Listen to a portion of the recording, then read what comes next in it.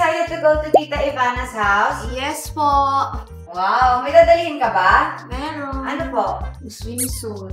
Ay, swimsuit. Mag-swimming ka doon? Hindi. Yung dolls po. Mag-swimming yung dolls mo sa bahay ni Tita Ivana?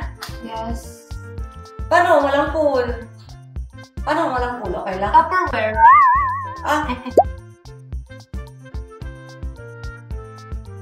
Hi mga my loves! Excited na po ako. Punta kami sa bahay ni Tita Ivana. Yay!